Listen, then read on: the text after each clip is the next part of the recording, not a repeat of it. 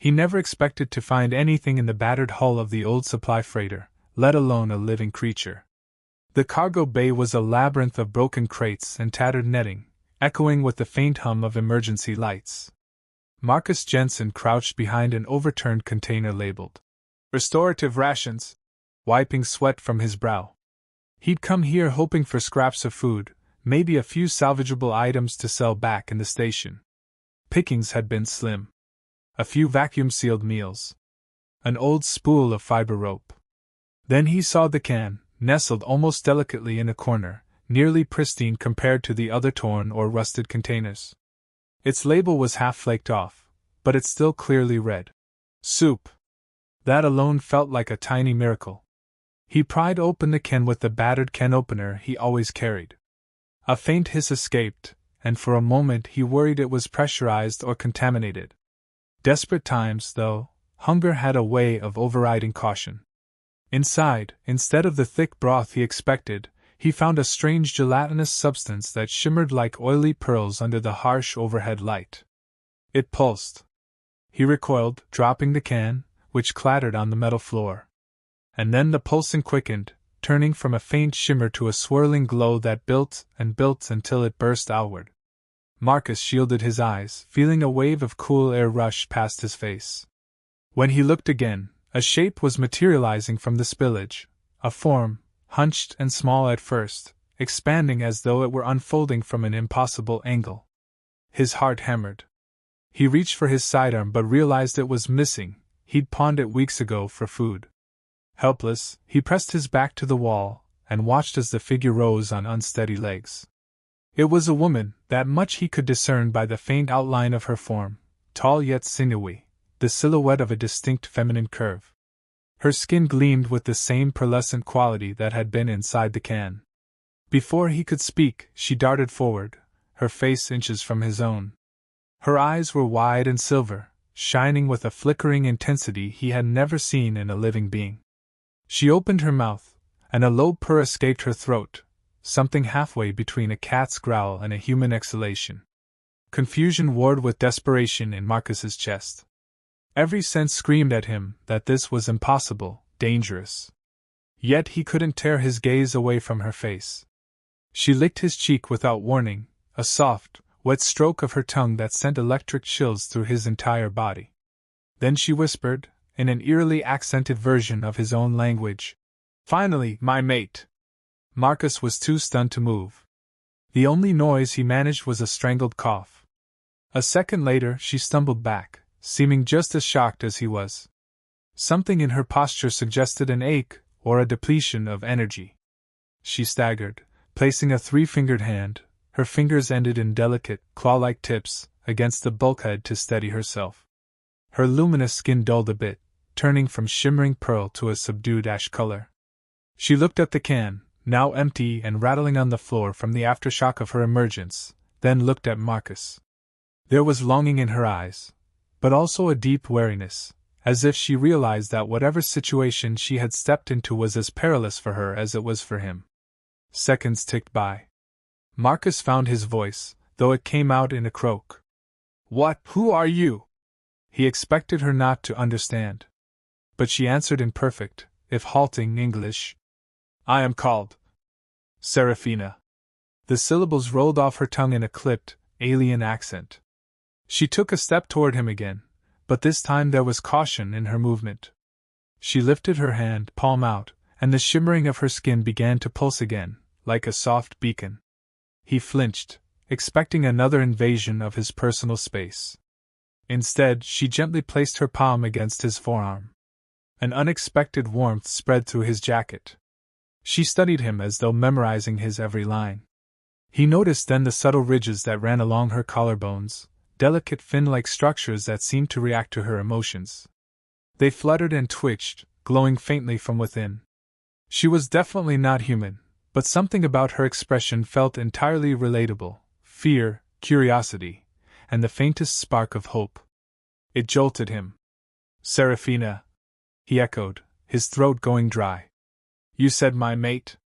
That's not how humans greet one another." He tried to force a bit of sardonic humor into his voice, but it came out shaky. She tilted her head, and the ridges along her collarbones fluttered again. Is that not your custom? The female emerges from the stasis shell to claim the new bond?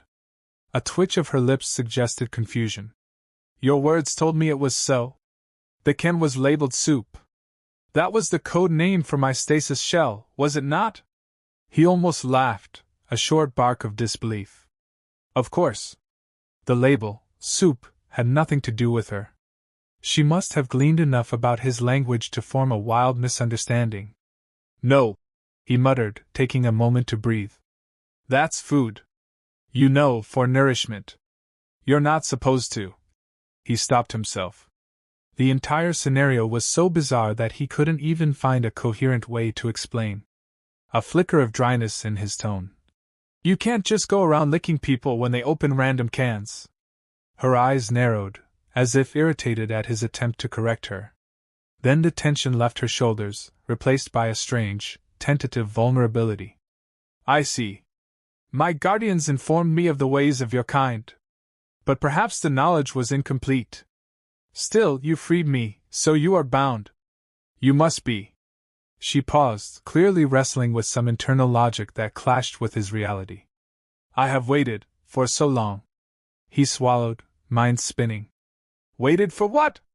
Her gaze drifted from his face to the battered corridors around them, eyes lingering on the flickering lights. For someone who could break the seal. My people's last attempt at forging an alliance. They created capsules, stasis shells, to survive the cataclysm. We were told that if a different species was advanced enough to unlock them, we might be safe to emerge and share our knowledge. Or find a more personal bond. Perhaps I misunderstood that last part. She looked at him, a small, rueful smile tugging at her lips. If you do not wish to be my mate, I will not force it. I have no desire to harm you. Marcus didn't know how to respond. He remembered the day he decided to scavenge these derelict ships. He had no illusions of heroics or grand discovery. He was just a man running from his past, from old wounds that refused to heal. Once, he had been part of a planetary survey team, until the mission ended in disaster, and he blamed himself for every casualty. He'd walked away from that career, from the guilt, from everything. Now he was a small-time scavenger, drifting from station to station. No real ties. No future. And here she was, an alien woman who seemed fixated on the idea of matehood. Part of him wanted to laugh hysterically at the absurdity. Another part of him felt a surge of pity, maybe even a trace of something more dangerous, like protectiveness. She was alone, possibly the last of her people. She'd emerged from that can, battered and half awake, believing he was her future. As insane as it was, he understood the ache of having nowhere else to go. A faint scraping sound broke his chain of thought. He realized that the walls of the old freighter were shifting. Possibly hull stress, or the emergent power fluctuations that sometimes occurred in ships left to drift. We need to get out of here, he muttered, rising to his feet and motioning for her to do the same. She cast a curious glance at him, those silver eyes glinting in the weak light. Where shall we go? Her voice held a melodic quality, rippling with a resonance that made his skin tingle. He rubbed a hand over his short beard, scanning the corridor. Anywhere but here. This place is about to collapse. He led her through the debris, stepping over broken crates and severed cables.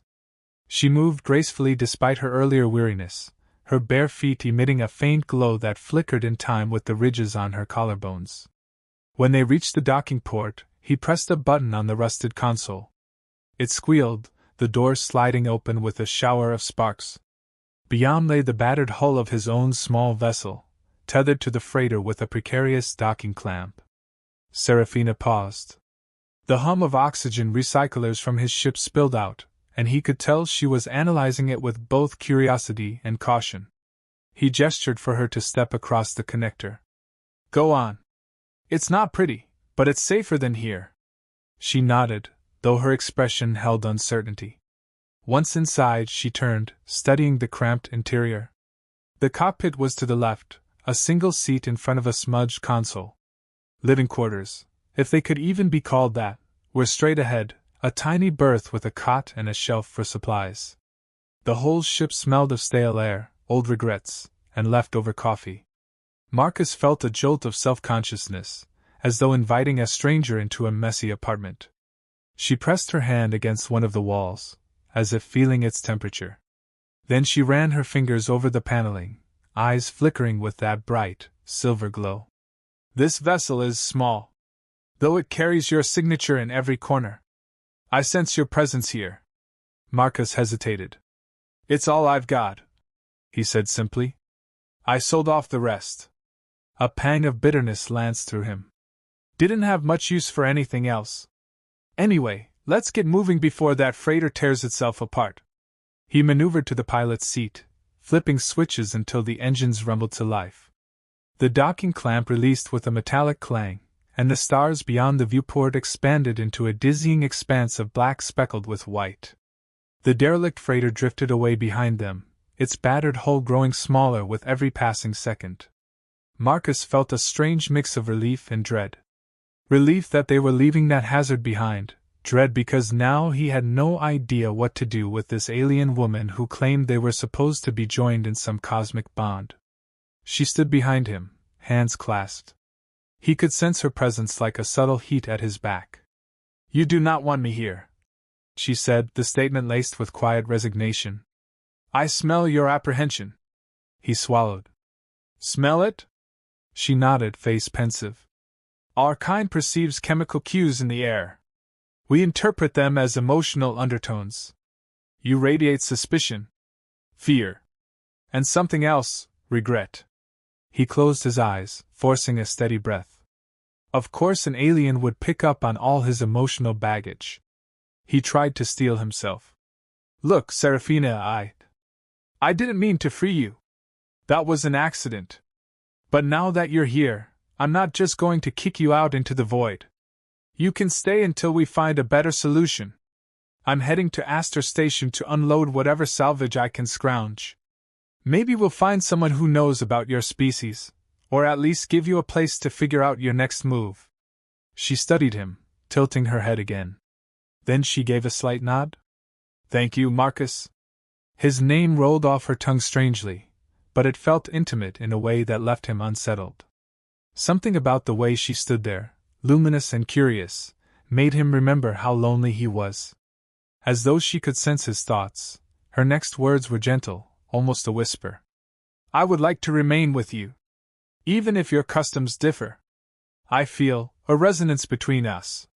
He turned back to the console, unwilling to let her see how her words affected him.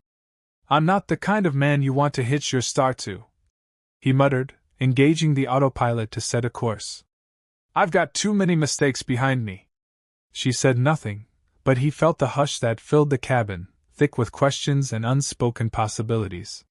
When she finally responded, it was with a careful, measured tone. We all carry mistakes. Something about the understated simplicity of her reply pierced through his guarded heart. He let the console's gentle hum lull them into silence. The ship's engines hummed, and outside the viewport the blackness of space stretched on. He did not know if he just doomed them both, her, a mysterious alien seeking a bond, him, a broken man running from his past. But for the first time in ages, he felt something stir inside that cold emptiness. Maybe it was just curiosity. Maybe it was the faint hope that he could still do something right for once. He reached over to an overhead compartment, searching for a spare blanket or clothing that she could use.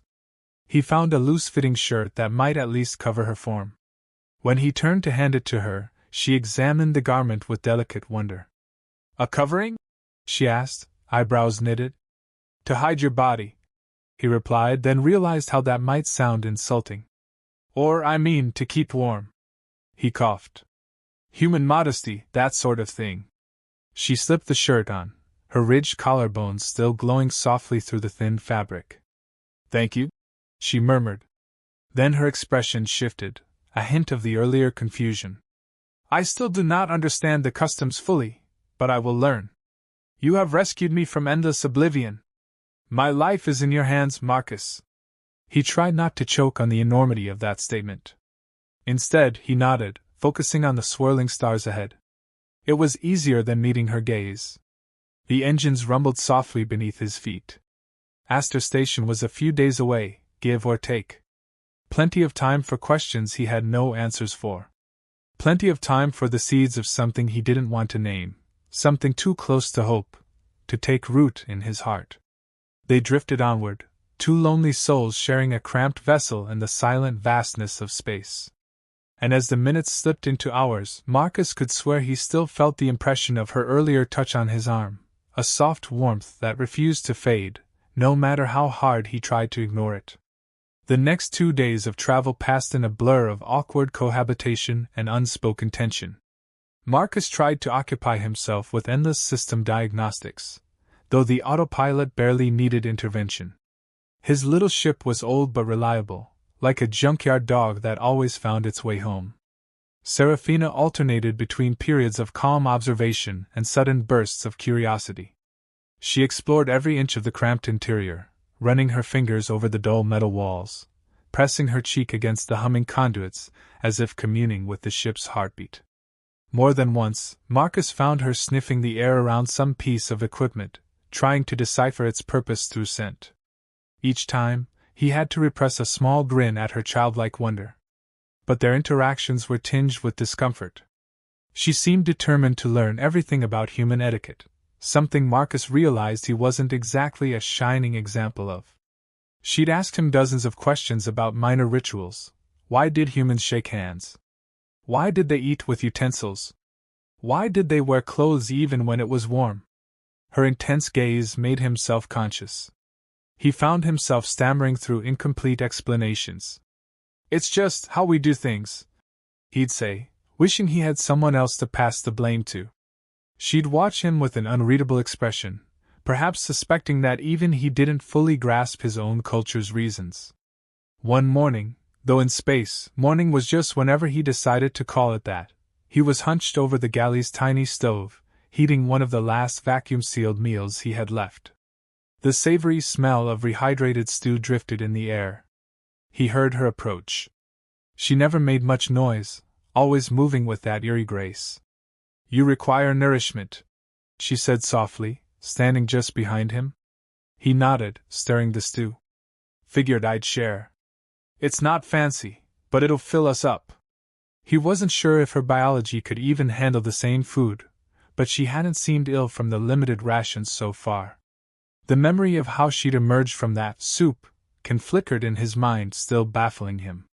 After a pause, she asked, "You do this every day? Preparing food in such a manner?" He shrugged. "Usually. Though sometimes I skip meals if I'm short on supplies. Not the healthiest habit, but that's life out here." He heard a faint rustle of fabric and turned to see her adjusting the baggy shirt he'd lent her. It hung loosely around her slender frame, and beneath the collar, those glowing ridges on her skin pulsed with a subtle shift in color. "On my world, we did not eat in this way," she said thoughtfully. "We absorbed certain energies from the environment, supplemented by communal feasts. But I'm learning to adapt to this form of sustenance." Marcus tried not to stare. There was something both fascinating and unsettling about how she could change her biology to match his. He returned his attention to the stew. "Well, let's see if this is edible for you." He filled the small bowl, offering it to her. She sipped carefully, her lips parting as she tasted the broth. He watched for any sign of discomfort. Instead, her eyes widened with apparent delight, and she took another sip. "This is warm," she said, as though the concept surprised her. "Yes, it's heated," he replied, a small grin tugging at his lips. "Warm food tastes better." She lifted the bowl to her mouth, drinking more. "Warmth, so this is how you gain comfort?"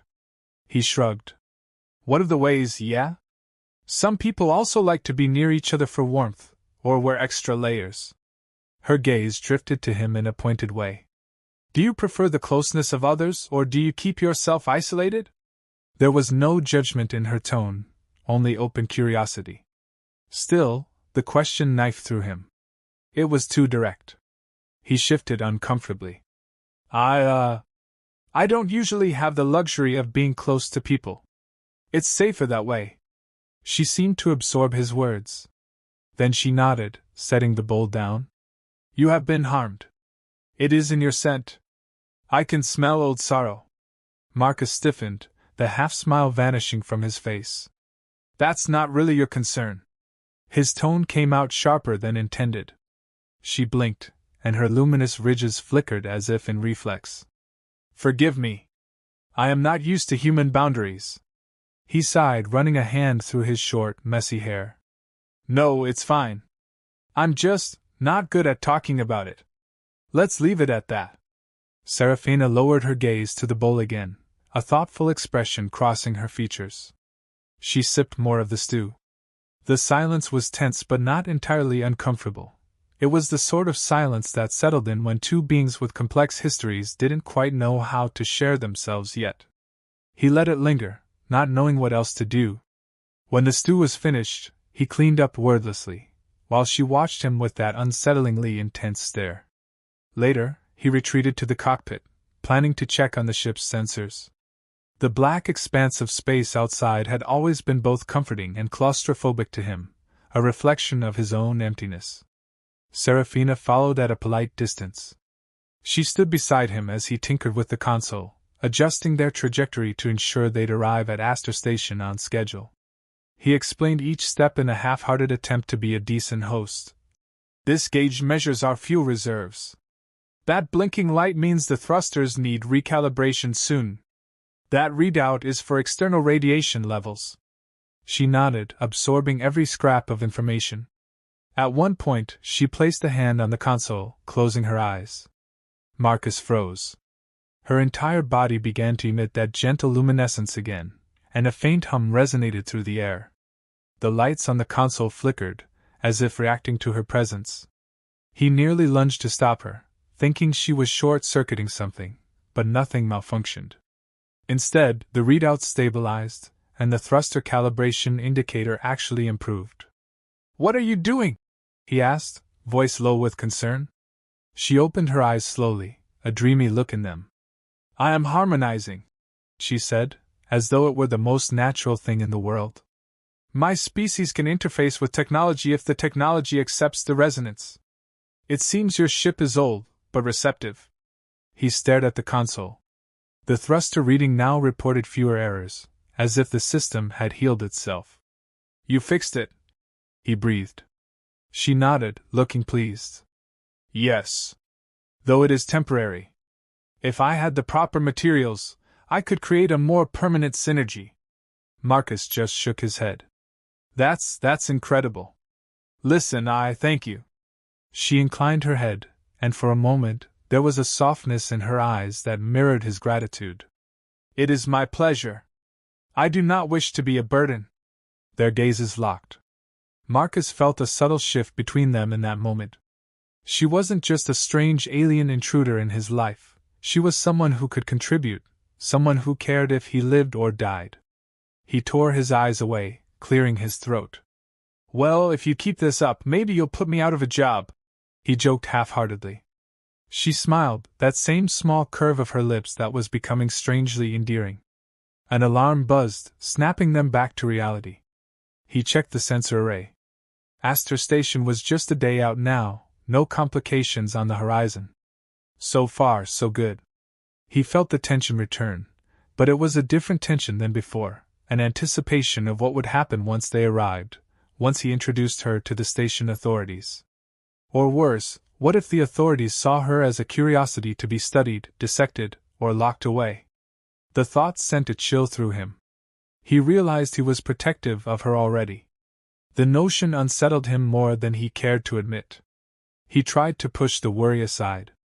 They had at least 20 more hours in transit, maybe a bit more if he decided to slow down. A knot tightened in his chest as he considered whether he was subconsciously delaying their arrival, just to have more time with her. It felt crazy. He barely knew her. She was an alien from who knew where. But a tiny, rebellious part of his heart suggested that maybe, just maybe, he didn't want this fragile connection to vanish the moment they docked. Serafina seemed to sense his conflict. She placed a gentle hand on his shoulder. He turned and saw the sincerity in her eyes. "Marcus, you are troubled." He parted his lips to give some flippant reply, but the words got stuck in his throat. "I'm always troubled," he finally said, voice thick with a mix of sorrow and self-loathing. She leaned in, just close enough that he caught the faint scent of something sweet and alien on her skin, like a metallic orchard in bloom. "I wish to help. But I will not pry," she whispered, withdrawing her hand. He stared at the place where her hand had been, the warmth still lingering even though her touch was gone. Memories flickered, faces he had failed, the guilt that gnawed at him every night. He closed his eyes, exhaling shakily. "Let's just get to Aster Station," he said softly, "and hope we can figure out a plan." She nodded, stepping away to give him space. Outside, the stars glimmered indifferently, as if none of this mattered in the cosmic scale of things. Yet in that tiny cockpit, the air crackled with the weight of everything unsaid. Marcus gripped the steering controls, staring out into the void. He wondered if he had it in him to open up again, to trust someone, something, so utterly foreign. He wondered if she truly believed he could be her mate, or if that was just a misunderstanding of some archaic custom. But each time he tried to distance himself, he remembered that first moment she had licked his face, a bizarre, intimate gesture that he couldn't forget. A moment that felt like the start of a journey either of them had bargained for. That evening, or what passed for evening in the artificially lit confines of the ship, Marcus tried to rest. Sleep did not come easily. He lay on the cot, boots off, staring at the curved ceiling just a few feet above him. The hum of life support systems was a familiar lullaby, yet tonight it did nothing to soothe his racing thoughts. He kept replaying fragments of the last 2 days, Seraphina's emergence, her quiet intensity, her attempts to understand him. And overshadowing it all was the memory of the mission that had broken him, the mission he never spoke of. Names and faces haunted him in the silence. He heard a soft step at the entrance to his sleeping berth. Turning his head, he saw her silhouette outlined by the faint hallway light. Her eyes glowed, reflecting that same mesmerizing silver sheen. She said nothing, just watched him from a short distance, as though waiting for permission to come closer. He could see the faint worry lines in her expression. Finally, she spoke in a hushed voice. "Marcus, you make sounds in your sleep that tell me you are distressed. Will you allow me to ease your dreams?" He propped himself up on one elbow. "How?" he asked warily, though a part of him craved any sort of relief. She stepped forward, kneeling beside the cot. "My people practice a form of empathic resonance. It can calm turbulent minds if the individual is willing." Her fingertips hovered near his temples, but did not touch. "But I will not intrude if it offends your boundaries." He hesitated, the thought of letting her inside his head terrifying him. Yet he was so tired of nightmares. "All right," he found himself saying, surprising even himself. "Just be gentle." She nodded solemnly, placing her palms lightly against his temples. Her skin was cool, and he shivered. Then she closed her eyes, and the ridges on her collarbones began to glow more brightly. A soft hum filled the air, resonating in his chest. At first, he tensed, expecting pain or invasive thoughts. Instead, he felt a gentle wave of warmth flow through him, like the comforting press of a weighted blanket on a cold night. Images flickered behind his closed eyelids, swirling lights, echoes of long-forgotten laughter. He caught glimpses of Seraphina's own memories, fleeting impressions of a world bathed in pale luminescence, towering organic structures that pulsed with life, and a sea of shifting colors that seemed to reflect the emotions of the beings walking within it. He sensed her longing, her grief for that lost world. He felt her terror at the cataclysm that forced her people to create stasis shells. Then, beneath it, he found something else, a growing hope that she tried to hide. A hope that maybe, out here in the darkness, she could still find a reason to believe in connection. He inhaled sharply, tears stinging his eyes. It was too raw, too intimate. She began to pull away, sensing his overwhelm. But he placed a trembling hand over hers, urging her to stay. Slowly, he let himself sink into the resonance, allowing her presence to wash over him.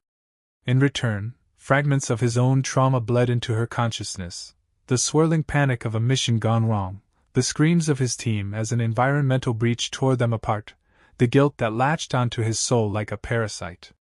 Instead of recoiling, she absorbed it with a gentle compassion, cradling his pain in a warmth that felt almost maternal. A sob wrenched from his throat. Then the resonance shifted again, dissolving the sharp edges of his anguish, turning them into a dull ache that was strangely bearable. For the first time since that nightmare mission, he felt like he wasn't alone in carrying this burden. Seraphina's mental voice, if it could be called that, whispered a quiet reassurance. You are more than your guilt. You are allowed to live. He let out a shaky breath, and the tears broke free. She lowered her forehead to his, letting the hum of energy fade. The cabin lights seemed dimmer now, or perhaps his senses were too flooded to register them properly. She stayed there, forehead to forehead, her hands cupping his cheeks. He could feel the slight tremble in her body. She was not unaffected by what she had seen. Still, she stayed. By the time he opened his eyes, his cheeks were damp, but the heaviness in his chest had lifted. Seraphina pulled back slowly.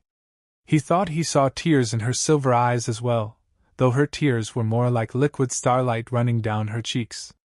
She brushed them away, offering him a fragile smile. Sleep, she said softly. You will find it easier now. He nodded, lost for words. For a moment, he was tempted to pull her close, to wrap his arms around her in gratitude. But old habits of isolation were hard to break. Instead, he murmured, "Thank you," and turned onto his side, letting exhaustion claim him. As he drifted off, he sensed her linger for a moment longer before she slipped away. And for the first time in years, his dreams were free of blood and blame, replaced by the gentle memory of silver light. When Marcus awoke, he found himself alone. The harsh overhead light of the sleeping berth cut across his face, and for a moment, he wondered if last night's empathic resonance had been a dream. But he felt too different, lighter, as though some massive weight had been lifted from his chest. He sat up, noticing that he actually felt rested for once. Memories of Seraphina's gentle touch flooded back, stirring a mixture of gratitude and something dangerously close to affection. He stumbled out of the berth and into the corridor. He found her in the cockpit, sitting cross-legged on the floor, her eyes closed and her luminescent ridges shimmering softly. Some form of meditation, perhaps. He cleared his throat to let her know he was there. She opened her eyes, her expression serene. "Good morning, Marcus," she said, and there was a soft warmth in her voice he hadn't heard before. He nodded, awkwardly scratching the back of his neck. "Morning. I feel better. Really better. Whatever you did, it worked." She rose, her movements fluid as water. "I'm glad." Her eyes flickered over him, a silent question lingering in her gaze. He knew she wondered if he wanted to talk about it. He wasn't ready for that, not fully. But he managed a small smile. "Thanks." It was a pitifully simple word, but he hoped it carried the weight of his gratitude. She returned the smile, the corners of her mouth lifting just enough to reflect a gentle acceptance. Before either of them could speak, the console beeped. Marcus stepped forward, scanning the readout. "We're nearing Aster station," he announced. His stomach twisted with apprehension. "We should be there in about 4 hours." Seraphina observed the console, her expression turning cautious. "What happens there?" she asked softly. He exhaled. "We'll dock, resupply, and I'll try to find information about your people. Maybe there's a xenobiologist or someone who studied old stasis technology. If we can figure out your background, maybe we can get you somewhere safe." The words tasted hollow. Some part of him, deep down, didn't want to hand her over to a bunch of scientists or bureaucrats. He didn't want her to be probed and prodded like a lab specimen. But what other choice did he have? She nodded, though the concern in her eyes was evident. "I will follow your guidance." Her trust made him uneasy. He didn't deserve it, and he wasn't sure he could keep her safe. He tried to refocus his thoughts on the practical steps ahead. Aster Station was a busy hub, known for its diverse population of drifters, traders, and the occasional criminal element. There would be no shortage of prying eyes, and Seraphina's unique appearance would undoubtedly draw attention. He swallowed the lump in his throat. "We'll have to be careful," he said. "Let's keep your, more noticeable abilities under wraps for now." She tilted her head. "You are concerned for my safety?" He rubbed his jaw. "Yes. And not just yours. People will ask questions. They might see you as a threat." Her shoulders squared, and for the first time, he sensed a quiet strength radiating from her. "I do not fear them," she said calmly.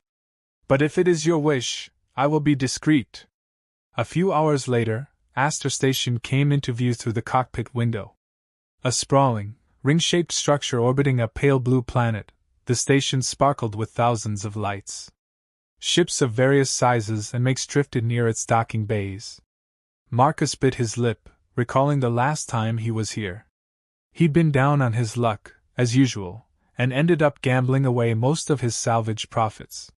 It wasn't a place of fond memories, but it was the only port within a reasonable distance. He contacted the station control, verifying his docking request. His pulse quickened when the traffic controller's bored voice granted him permission to dock at Bay 12. He guided the ship into the designated bay, feeling the thrusters engage with a jolt. The docking clamps locked onto the hull, and a loud hiss signaled the station's air seal forming around them. Marcus glanced at Serafina. She'd pulled her hair, if that was what it was, fine strands of shimmering filaments, up into a hood, attempting to hide her glowing ridges. She wore a pair of old cargo pants he'd dug out of storage, cinched tight at the waist with a belt. The shirt from before was tucked in, giving her a slightly more ordinary silhouette. From a distance, maybe she'd pass as a tall, eccentric human. "All right," Marcus said, swallowing hard. "Let's do this." He led the way to the airlock. The door opened, and a burst of station-processed air washed over them. The corridor outside buzzed with neon lights and the faint smell of fried food and industrial lubricants. Serafina took her first steps onto the station, eyes flicking around with mingled curiosity and apprehension. Marcus forced a casual stride, though his heart pounded. He hoped nobody looked too closely.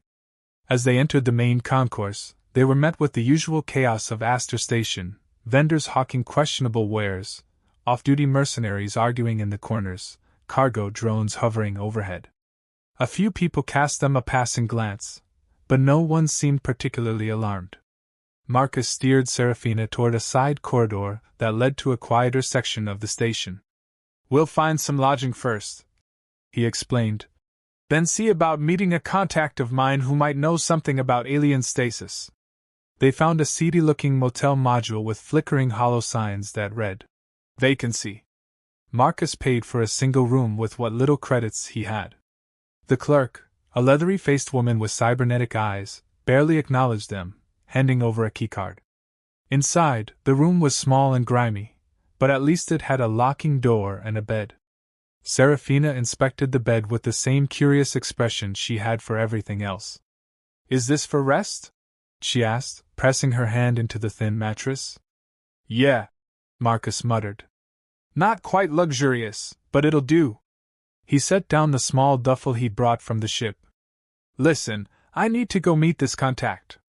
Might be best if you stay here. Keep a low profile." She hesitated, brushing a strand of shimmering filament away from her face. "You do not want me with you?" He could sense the hurt beneath her question. He sighed. "It's not that. I just think this guy, Rourke, might be jumpy. If he sees you, he might freak or try to exploit you. Let me talk to him first, figure out if there's a safe approach." She nodded slowly, though he saw the flicker of disappointment in her eyes. He placed a tentative hand on her arm. "I promise I'll come back. Just keep the door locked. Don't open it for anyone." Her gaze softened, and she nodded. "I will wait."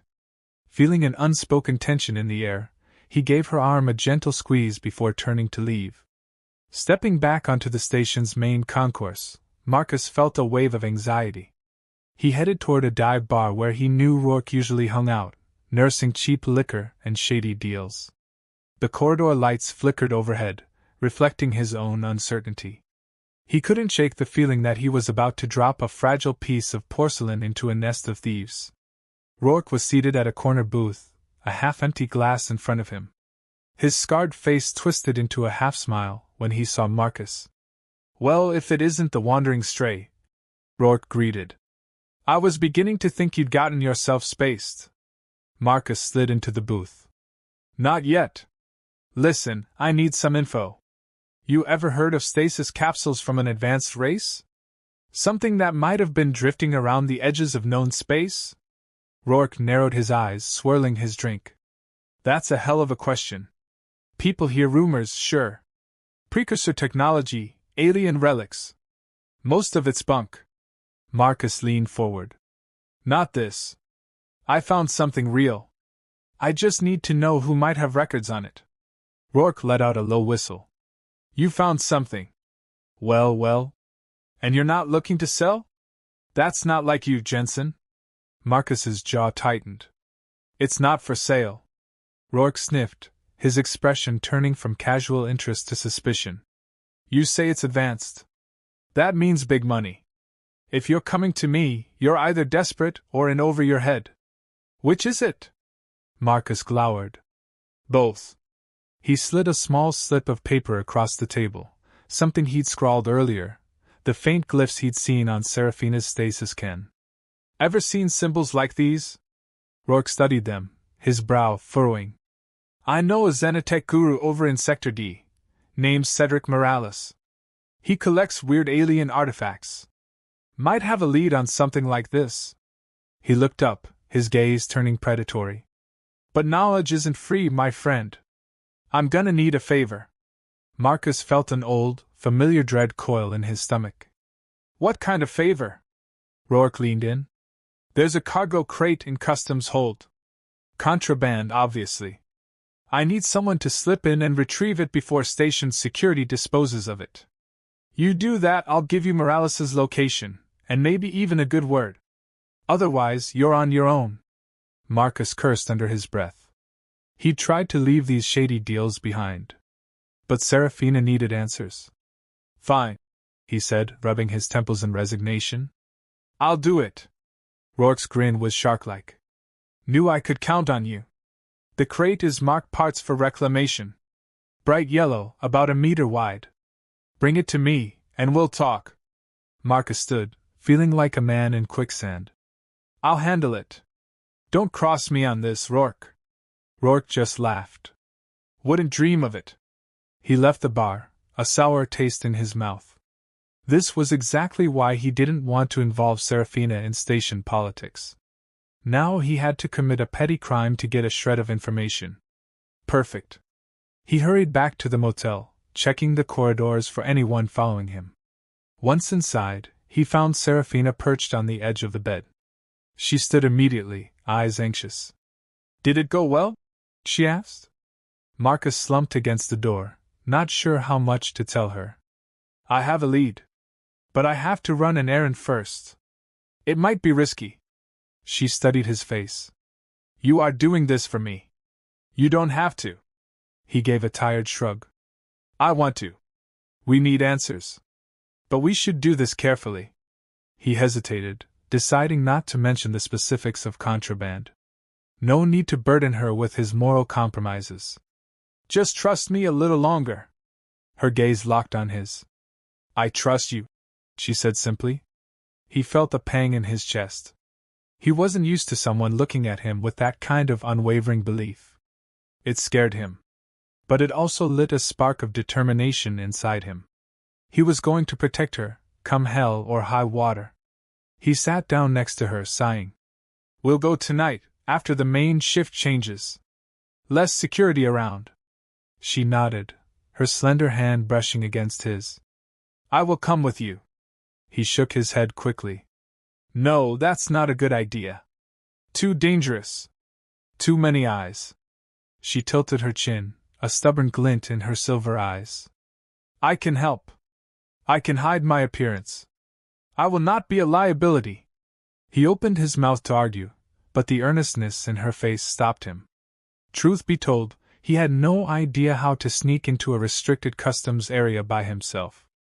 Her ability to harmonize with machines might come in handy. Still, he felt a twinge of guilt putting her at risk.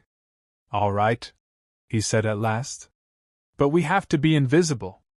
No fancy glowy stuff unless it's absolutely necessary.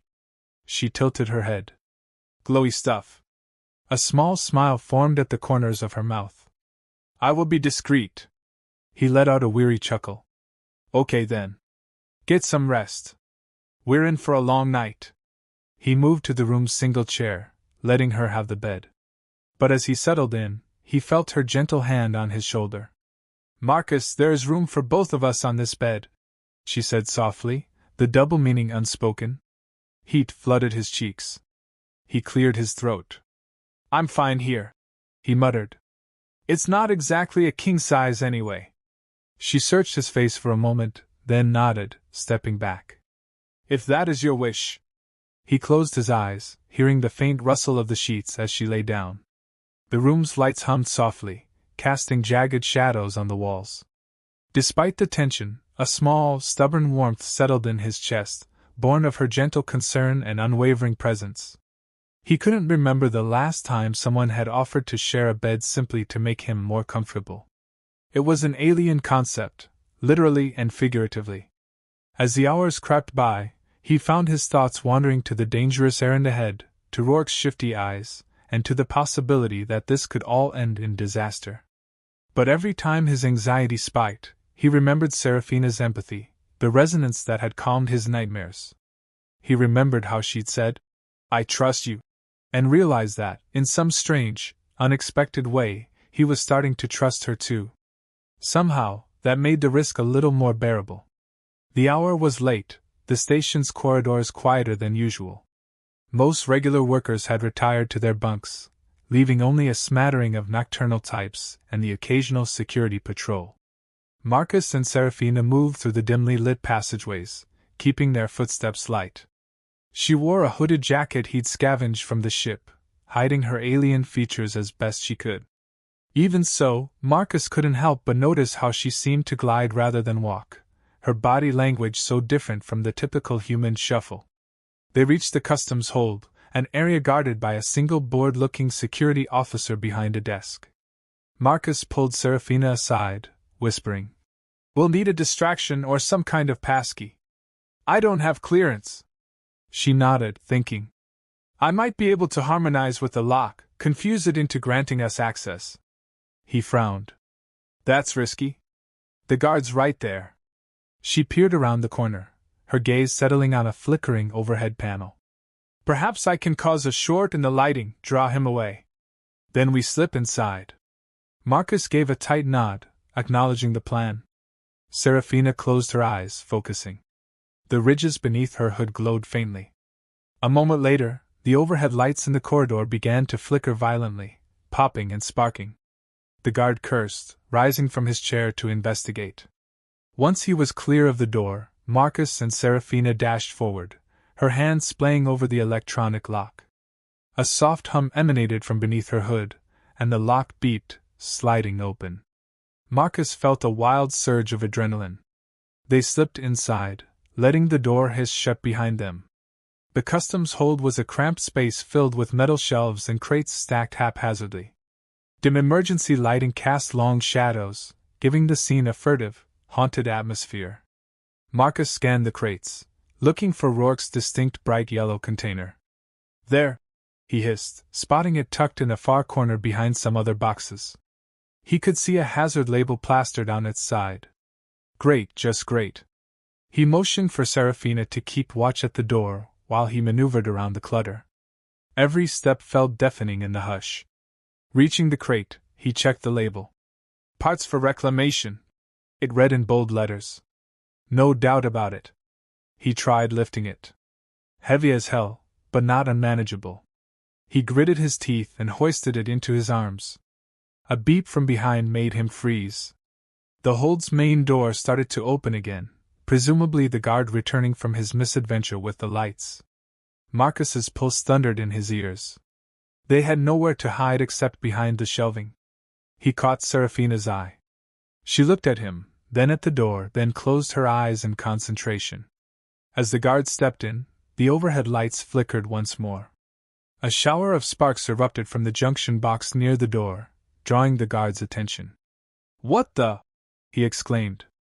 In that split second, Marcus and Serafina darted behind the shelves. The guard cursed, fiddling with his calm. Electrical meltdown again. Need maintenance in the customs hold. Marcus held his breath. If maintenance arrived, they'd be trapped. Serafina locked eyes with him, mouthing silently. We must move. He nodded, carefully setting the crate down. With one arm, he pointed toward a side hatch that might lead to an auxiliary corridor. If it wasn't locked, it could be their escape route. Serafina crept toward it, placing a hand on the control panel. The ridges on her neck glowed subtly once again. The hatch popped open with a soft hiss. Relief flooded Marcus. He hefted the crate back into his arms. They slipped through the hatch just as the guard's calm chatter escalated.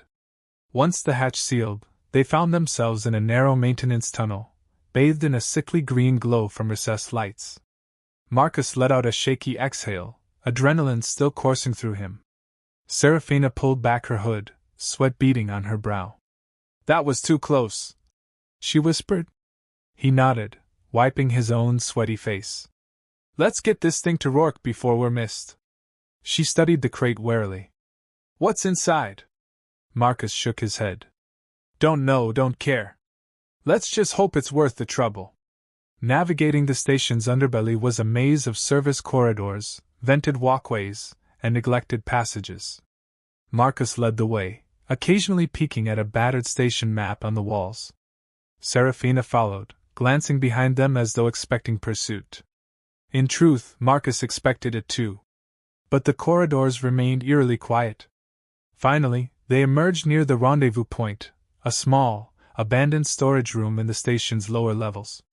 The door was unlocked. Inside, they found Rourke leaning against a stack of crates, arms crossed. Rourke's eyes widened slightly at Serafina, but he said nothing at first. His gaze slid to the bright yellow crate in Marcus's arms. Well, Rourke murmured. You actually did it. Marcus set the crate down with a grunt. Yeah. Now hold up your end of the deal. Rourke smirked, pulling a small data stick from his coat. Coordinates from Morales' workshop, plus a note telling him to treat you as a friend. Don't lose it. He tossed it to Marcus. Marcus caught the data stick, stuffing it into his pocket. We're done here, he said tersely. Rourke's attention lingered on Serafina. Got yourself a new partner, Jensen? His voice dripped with insinuation. Marcus stepped between them, bristling. She's not your concern. Rourke chuckled, tapping the side of the crate.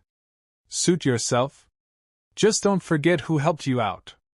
Next time, it might cost more. Serafina said nothing, but Marcus could sense her tension. He wrapped an arm protectively around her shoulders, steering her toward the exit. They didn't exchange any more words with Rourke. The door hissed shut behind them, leaving Rourke alone with his contraband.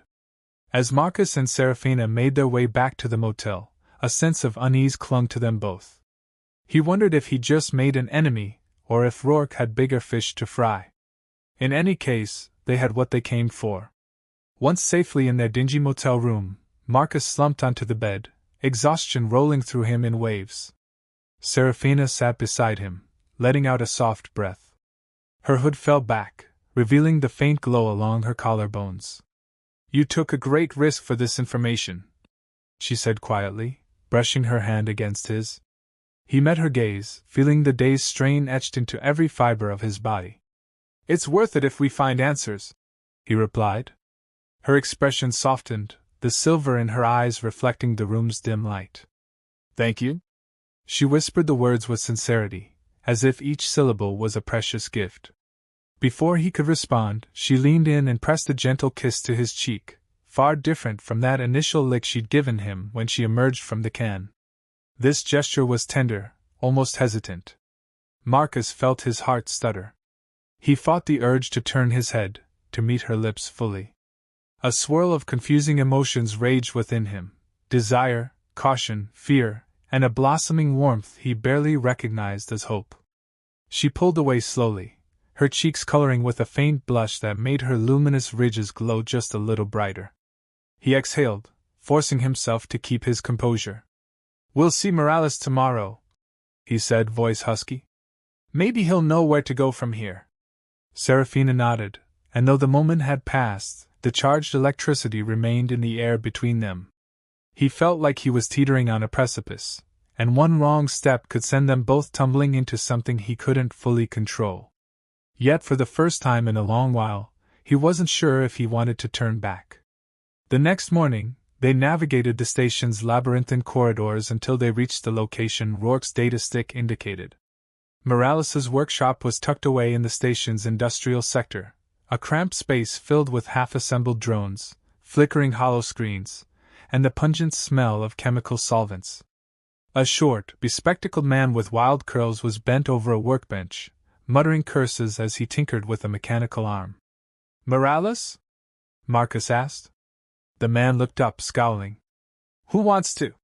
He froze, seeing Serafina's unusual silhouette. Then his gaze flicked to the data stick Marcus was holding. "You have a reference from Rourke? That's either very good or very bad. Let's hope it's good."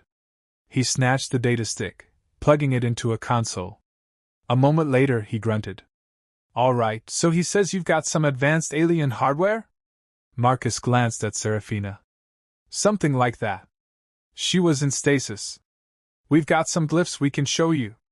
Morales sighed, gesturing them over to a large scanning device. "Let's see it." Serafina placed her hand on the scanning table, letting Morales capture an image of the faint markings along her collarbones, which matched the glyphs from the stasis scan. His eyes widened. "Why, this is ancient. This language is like nothing in our standard databases. Possibly a precursor offshoot. Where did you even— Actually, don't answer that." He scratched his chin. "I might be able to cross-reference these patterns with the station's restricted archives. But that'll cost you." Marcus gritted his teeth. "We don't have much." Morales waved a hand dismissively. "I'm more interested in knowledge. Let me run some tests on her, non-invasive, I promise, and if I discover anything groundbreaking, I'll have priority publication. Could open big doors for me." He eyed Serafina.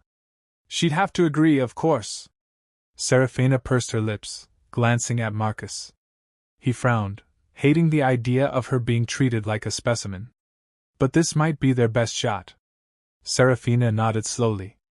"If it leads to understanding my origins, I will comply."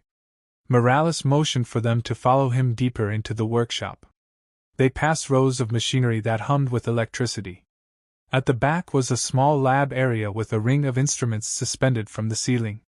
Morales fussed with the controls. "Stand here, please." Serafina stepped into the ring. "Hold still," Morales instructed. As the instruments began to buzz, beams of light danced over Serafina's form. She stood tall, arms at her sides, though Marcus saw tension in her posture. After a few minutes, the machine chimed. Morales studied the readouts on a screen, muttering excitedly. "Incredible! Her cellular structure, it's not just carbon-based. There's traces of silicon, trace metals. Her physiology seems capable of changing electromagnetic states." He looked at them, eyes shining.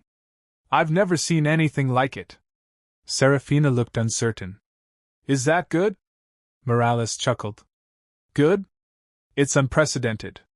He tapped furiously at the console, cross-referencing data.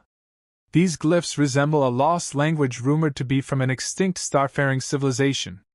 They vanished ages ago, leaving behind cryptic artifacts. If she's from that civilization, she could be the key to unlocking entire libraries of knowledge." Marcus's heart pounded. "So what does that mean for her?" Morales shrugged. "It means there could be more like her. Or not.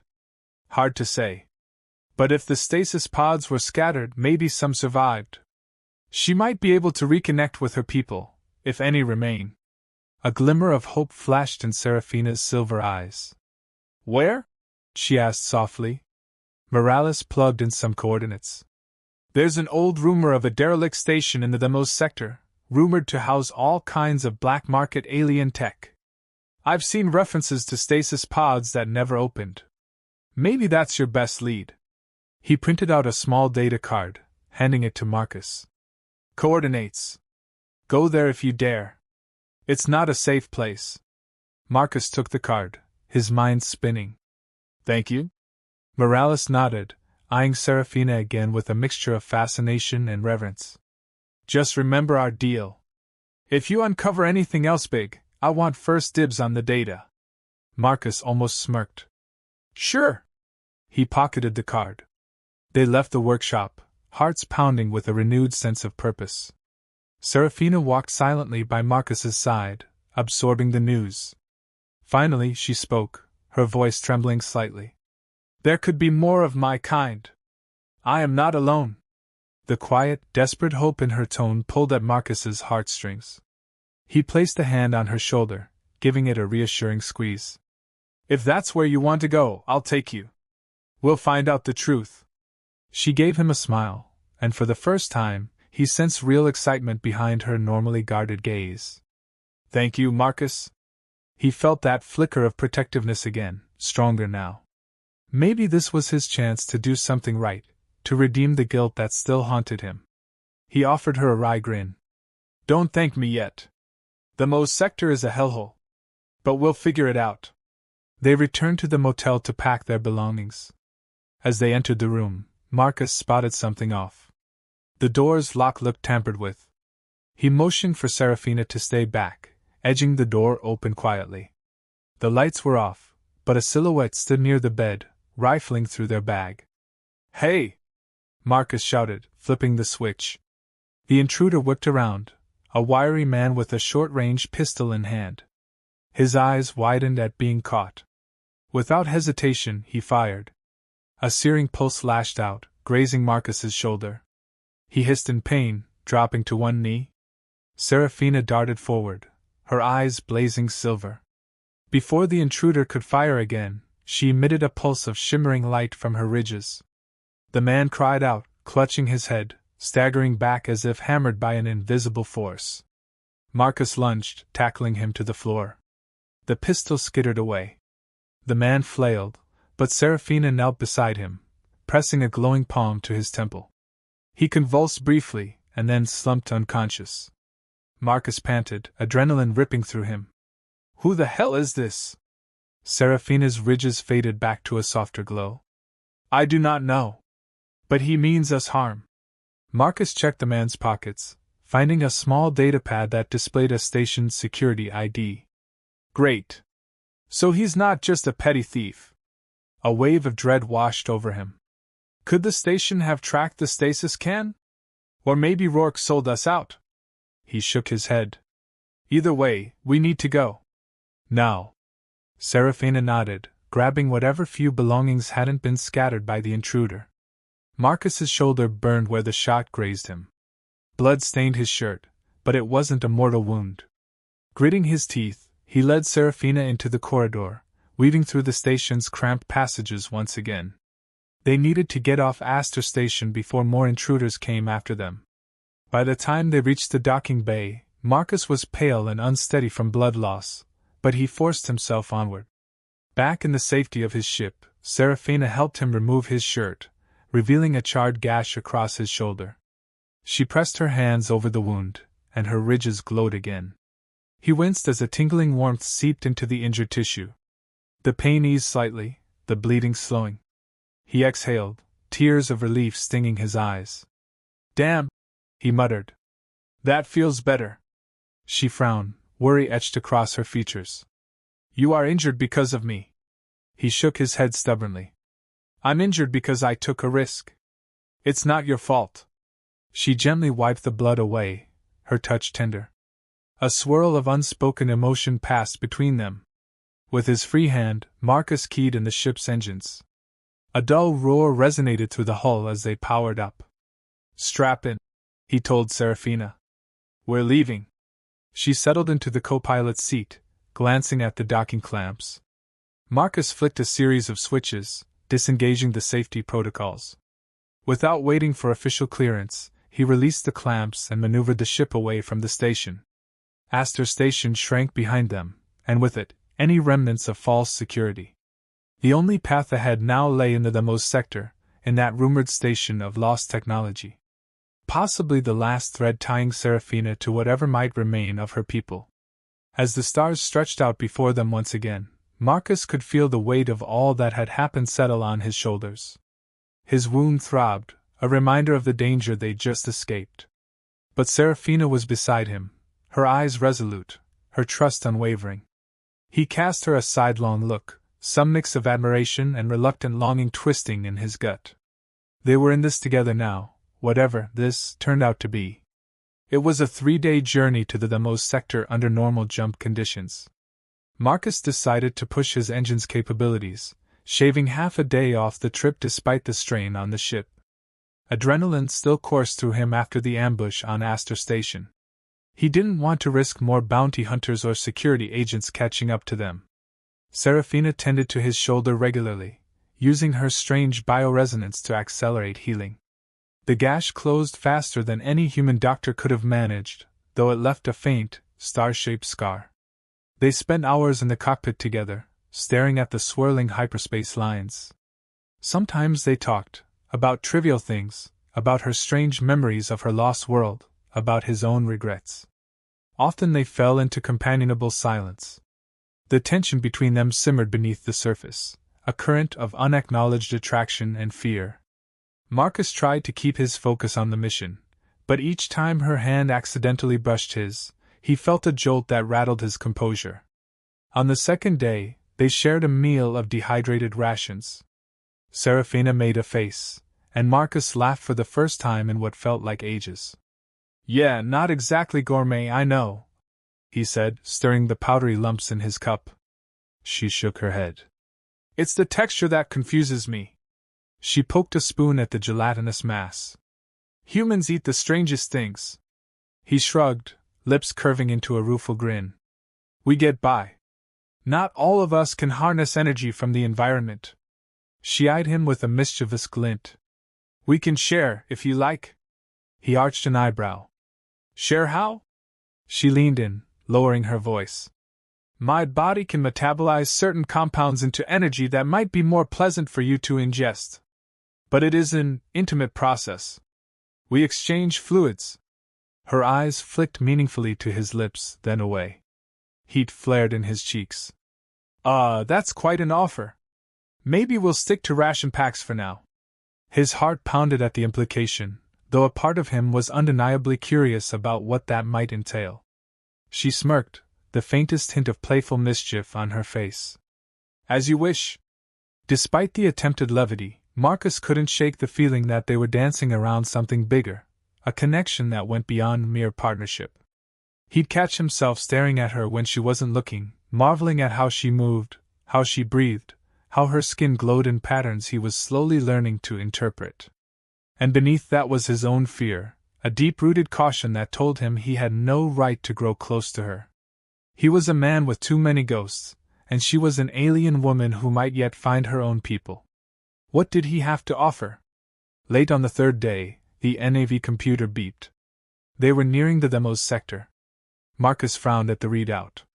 "We're close to those coordinates Morales gave us. Says here there's a derelict station orbiting a dying red star." He glanced at Serafina. "You ready?" She nodded, though he could see anxiety in her eyes. "I must know if others survived." As they exited hyperspace, the view through the viewport was bleak. A dim red sun glowed weakly, its surface speckled with dark patches. In orbit around it drifted an old, battered structure, likely once a thriving station but now half collapsed. Broken spires jutted outward, and large sections appeared unpressurized, open to the void. Marcus's heart sank at the sight. It looked like a graveyard. He approached cautiously, scanning for signs of life or defenses. A few flickering beacons indicated minimal power. The station's docking bay was partially intact, though large chunks of debris floated around it. With a steady hand, Marcus maneuvered the ship through the wreckage, eventually locking onto a half-functioning docking port. The moment the clamps engaged, warning lights flashed on his console. "Atmosphere is unstable in large sections of the station," he read aloud. "We'll need rebreathers in case we move beyond pressurized zones." Serafina stood, securing the hood of her jacket. "Shall we proceed?" He nodded, adrenaline spiking. Be careful. We don't know what we'll find. Together, they stepped into the airlock, hearts pounding. The lock cycled with a hiss, and they emerged into a dim corridor illuminated by emergency lights. The atmosphere was thin but breathable in this section, for now. The station was eerily silent, the floors coated in a thin layer of dust or possibly ash. Serafina moved slowly, as if every step might trigger a memory. The walls bore faded symbols that she ran her fingertips over, her ridges glowing faintly in response. This is an older dialect of my people's script, she murmured. Similar, but not identical. Perhaps this station was built by others allied with us. They passed through corridors that twisted and turned, some ending abruptly where the hull had ruptured. At one point, they came across a large chamber filled with pods, long rows of cylindrical stasis units, many cracked or shattered. Marcus's breath caught in his throat. They look like bigger versions of that king you emerged from. Serafina hurried forward, placing her palms against the nearest cylinder. It was empty, half collapsed. She moved down the line, checking one pod after another. Each one was a husk, or worse, contained remains long since decayed. A strangled sob escaped her lips when she found a pod holding a shriveled form, clearly once of her species. The ridges on its neck were dark and lifeless. Serafina's shoulders shook. Marcus placed a comforting hand on her back, feeling useless. I'm sorry, he whispered. She closed her eyes, pressing her forehead to the pod's cold surface. They didn't make it, she said, voice trembling. This was supposed to be our refuge. But something went wrong. They never woke. The grief in her tone tore at him. He gently led her away from the row of pods, deeper into the station. Maybe there was a control center or a data core that could explain what happened. She followed numbly, her gaze distant. Eventually, they reached a central hub, a spherical chamber lined with consoles and flickering hollow displays. The air was thicker here, suggesting some power still flowed to life support. In the center stood a towering device, vaguely reminiscent of an alien monolith. Lines of glowing script danced across its surface, feeding into the flickering displays around the room. Serafina approached it reverently. This is a nexus, a mental interface.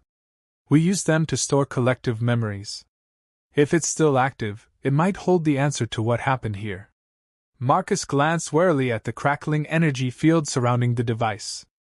Is it safe? She squared her shoulders, tears still glistening in her eyes. I have to try. Without waiting for him to protest, she placed her hands on the monolith's surface, her ridges flaring to life with brilliant intensity. He watched as she gasped, her eyes rolling back. The scripts along the monolith's surface flared, filling the chamber with strobing lights. Marcus felt the hairs on his arms stand up, the air electric with tension. Serafina! He shouted, stepping forward. But a pulse of energy pushed him back, forcing him to stand by helplessly. Images flickered across the consoles, visions of a dying world, a desperate evacuation, the creation of stasis pods scattered throughout the galaxy. Then came chaos. Something attacked the station, breaching the hull.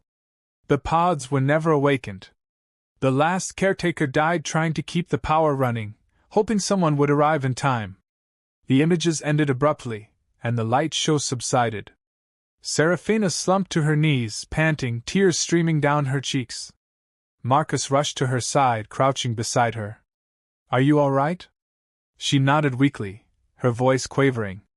They're all gone, Marcus. My species, we lost everything. He gathered her into his arms, unsure if it was welcome, but unable to stand her anguish.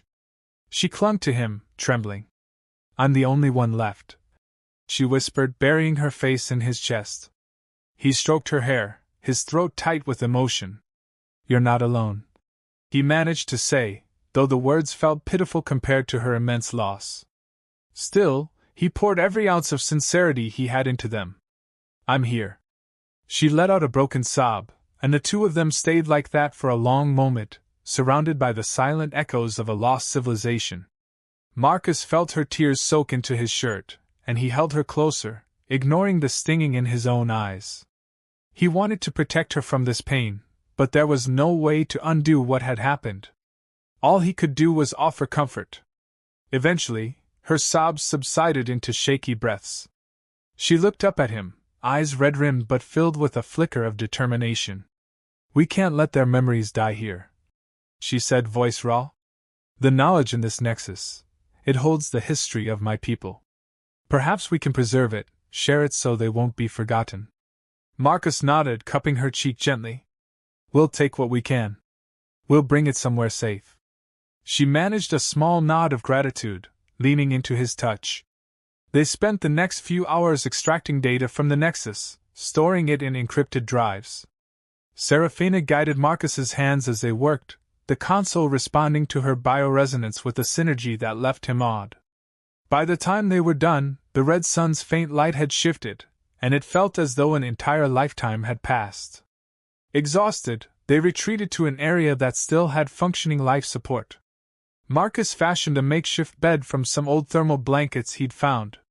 Serafina sat down, her head in her hands. He joined her, laying the data drives carefully aside. She sniffed, wiping away the last of her tears. "I have no reason to remain now," she said softly. "My people are gone. All that's left is you." Her words sent a shiver through him. He reached out, brushing a thumb across her cheek. "I can't bring them back," he said, voice tight. "But I can stand by you. For as long as you'll have me." She looked at him, silver eyes luminous even in the dim light. "Marcus, I sense your sorrow too. You have carried it for so long. Yet you've let me in. You've risked so much for me." He opened his mouth to protest, to dismiss his own worth, but she pressed a finger to his lips. "No. Let me speak. You are not the broken man you believe yourself to be. You have shown me more compassion than I ever knew possible." His heart pounded. Slowly, he lowered his face to hers, drawn by a magnetic pull he could no longer deny. Her breath hitched, and then their lips met, gentle at first, testing. Her lips were warm and soft, a faint tremor passing from her to him. She let out a soft sound, part relief, part longing, and the kiss deepened. Marcus felt a surge of emotion, an electric rush that left him dizzy. It was a kiss of shared grief and fragile hope, a desperate attempt to anchor themselves in each other's presence amid the ghosts surrounding them. They broke apart, both breathing heavily. Her fingertips traced the scar on his shoulder, the one she had helped heal. "We have lost so much," she whispered. "But in each other, we can find something new." He nodded, resting his forehead against hers. "Yes," he breathed, feeling tears prick his eyes once more. "Something that matters." In the dusty corridors of a dead station under a dying sun, they held each other like lifelines, uncertain of the future but certain of one thing: in this moment they were not alone. The darkness of the universe pressed in, but together they found a spark of light that refused to be extinguished. They spent a day on the derelict station, salvaging what they could. Serafina carefully downloaded the station's logs and integrated them into a small portable device that Marcus jury-rigged. She spoke softly to the flickering holograms, as if saying her final goodbyes. Marcus busied himself repairing a battered drone, which could carry some heavier components back to the ship. Truthfully, he was trying to give her space to grieve on her own terms. When the time came to leave, they stood at the docking bay, the threshold between the station and his ship. Serafina turned back, her hand lingering on the bulkhead. "I wish I could restore this place," she whispered. "Make it a memorial." Marcus placed a reassuring hand on her shoulder. "One day, maybe we can gather the resources. But for now, preserving the data is the best memorial we can give." She nodded, swallowing hard. Then she stepped aboard the ship, carrying the hopes and history of her lost civilization in her arms. As they pulled away from the station, the red sun's weak glow silhouetted its broken form. Marcus stared at it through the viewport, feeling a lump in his throat. Beside him, Serafina bowed her head, her ridges pulsing softly in a sorrowful rhythm. Then, with a determined breath, she looked forward. "Where will we go now?" she asked softly. Marcus considered. "We could return to more civilized space, try to find a safe haven for you. Or for both of us." He hesitated, remembering the constant danger they'd faced on Aster Station. I don't want you to be a test subject or a curiosity. Maybe we'll pick somewhere off the grid where we can figure out our next steps. She offered a small smile. I only wish to stay with you, wherever that leads. Her words washed over him, igniting a subtle warmth he couldn't deny. They had shared a kiss, had it only been one day ago, and since then, every glance, every touch, seemed to carry new meaning. He reached for her hand, interlacing his fingers with hers. She gave a gentle squeeze. The next hours were spent prepping for the jump back to a friendlier sector, one less likely to be crawling with station security or criminals on Rourke's payroll.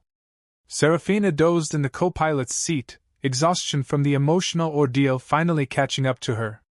Marcus watched her sleep, the faint luminescence of her collar ridges flickering like a slow heartbeat. He felt an ache that was both tender and tinged with longing. When he was sure she was resting soundly, he switched off the main lights in the cockpit, leaving only the soft glow of the instruments. The hum of the engines cradled them as they slipped once again into hyperspace. He tried to focus on the future, on making a real life for the two of them, away from the endless ghosts of his past and the tragedy of her people. But the uncertain path ahead pressed on him. If there were others out there, governments, corporations, who got wind of Serafina's existence, they would stop at nothing to claim her. And if she stayed with him, would he be enough? He watched her breathe, the slow rise and fall of her shoulders, and felt a pang of protective instinct. I won't let them hurt you, he vowed quietly. I promise. As if in response, Serafina stirred, her eyes fluttering open. She offered him a sleepy smile that tugged at his heart. We made it out, she whispered, voice heavy with drowsiness. Thank you, Marcus. He reached over and brushed a strand of hair, filament really, away from her face. Rest, he said. We'll have time to plan when you're feeling better. She nodded, her eyes drifting shut again. That night, or what passed for night in hyperspace, Marcus found sleep elusive. Instead, he replayed the moment of their kiss in his mind, the softness of her lips, the raw emotion in her touch.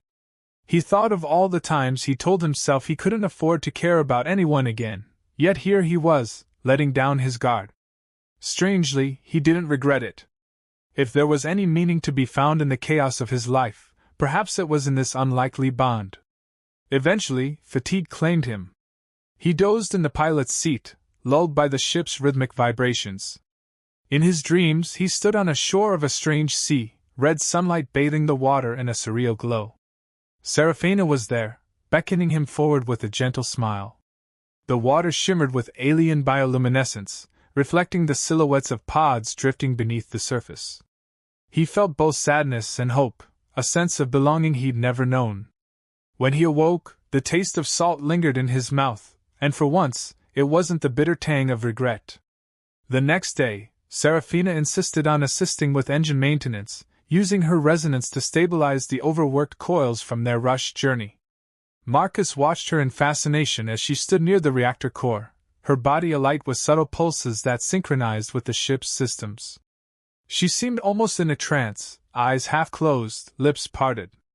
Steam hissed around her feet, but she didn't flinch. A faint luminescent glow passed from her fingertips to the machinery, and the overhead readouts indicated a decrease in core stress levels. When she finished, she stumbled slightly, her breath coming in short gasps. Marcus caught her by the waist, steadying her. You okay? He asked, concern spiking. She nodded, though she was clearly winded. It takes a lot of energy. Her voice trembled. I'll be fine. He guided her to a nearby bench, letting her rest. You don't have to push yourself, he admonished gently. We'll make it out of hyperspace soon enough. She offered a tired smile. I wanted to contribute. He studied her face, struck once again by her resilience and generosity. Without thinking, he leaned in and pressed a feather-light kiss to her forehead. She exhaled softly, her eyes fluttering closed. For a moment, they just breathed together, the thrum of the reactor muffled by the closeness of their bodies. Then came a sound that made them both jump, an urgent beeping from the cockpit. Navigation alarm. Marcus muttered, helping Serafina to her feet. They made their way forward, only to find the starfield outside had shifted. "We've dropped out of hyperspace prematurely," he said, scanning the console. "Unknown interference?" He studied the sensors, his heart tightening. There was a large, unidentified vessel just ahead, blinking red on the readout. No transponder code. No hails. Yet it loomed in their path, blocking any quick re-entry into hyperspace. Then, without warning, the console crackled to life with a harsh, synthetic voice. "Unidentified craft, power down. You are entering restricted space. Comply or be fired upon." Marcus's gut twisted. Restricted space? That made no sense. This sector was unclaimed. He glanced at Serafina, who looked alarmed. "We're just passing through," he transmitted back. "No trouble meant." The reply came swiftly. "Shut down your engines, or we will engage." He cursed under his breath. This had to be some private paramilitary or corporate outfit, possibly looking to seize ships for profit. "We can't fight them," he muttered. "Our ship's too small." Serafina gripped his arm. "Perhaps I can disrupt their systems." He shook his head. "You're still weak from the maintenance, and who knows what defenses they have. Let me try a different approach." He eased the throttle down, letting the engine power drop. "We're shutting down," he announced, though he kept a partial trickle of energy ready for a quick burst if necessary. The large vessel crept closer, blocking out the stars. This was bad, very bad. If they'd boarded, they might discover Serafina's nature, and then, a hollow pit formed in his stomach. A docking clamp attached to their hull with a loud clang. Marcus and Serafina exchanged grim looks. "Get to the back," he whispered. "Hide if things go south." She set her jaw, refusing. "I will stand with you." He wanted to argue but had no time. The airlock hissed, and armed figures in black suits and helmets swept in, weapons raised. Marcus raised his hands, stepping between them and Serafina. "Easy," he said, trying to keep his voice calm. One of the intruders stepped forward, scanning them with a handheld device. The barrel of his weapon never wavered from Marcus's chest. "Ship's unregistered," he snapped, voice distorted by a helmet filter. "You're in violation of corporate law." Marcus's eyes narrowed. "There's no corporation that owns this sector." The intruder laughed coldly. "You're misinformed. Our employers have staked a claim here." He nodded to his companions, who spread out, searching the ship. Marcus's mind raced. They'd find the data drives from Serafina's station, maybe even recognize the alien script. Serafina's ridges flickered beneath her hood, responding to her stress. She tried to keep her face lowered, but one of the soldiers noticed. "What's with her?" he demanded, prodding Marcus with the rifle. "She's sick? Injured?" Marcus tried to maintain a neutral tone. "She's sensitive to the environment. We just need to pass through."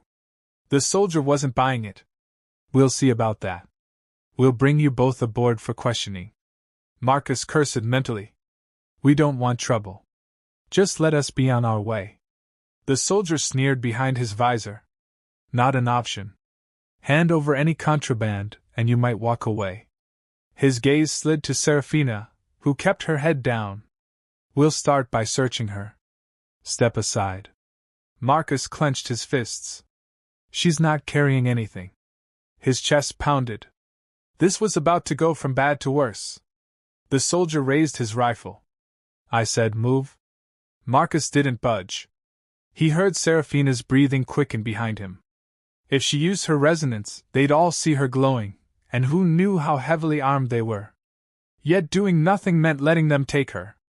Before Marcus could act, Serafina placed a hand on his shoulder and gently but firmly eased him aside. She raised her head, meeting the soldier's gaze. Her luminous eyes flickered, and the ridges around her collar emitted a gentle glow. The soldier froze for a heartbeat, clearly startled by her alien appearance. "What the?" Serafina struck with lightning speed, her palm connecting with the soldier's chest. A pulse of energy rippled outward, sending him crashing into the bulkhead. Another soldier shouted and opened fire, Marcus dove to the side, pulling Serafina down as plasma rounds seared the air. The cockpit sparked under the barrage. Enough! Bellowed a commanding voice from the corridor. The firing ceased abruptly. A tall figure, presumably the group's leader, strode in, surveying the chaos. He wore a bulkier helmet and carried a more imposing weapon. His gaze swept from the fallen soldier to Serafina's glowing features. Interesting, he murmured. Stand down, men. This one is valuable. Marcus's blood ran cold. The leader turned to him. You've stumbled onto a significant find, pilot. We might spare you if you cooperate. Hand over the alien. Marcus moved to block Serafina again, even though his heart pounded so loud he could barely hear. She's not property to be handed over. The leader regarded him with a mixture of amusement and impatience. In this sector, everything is property, friend.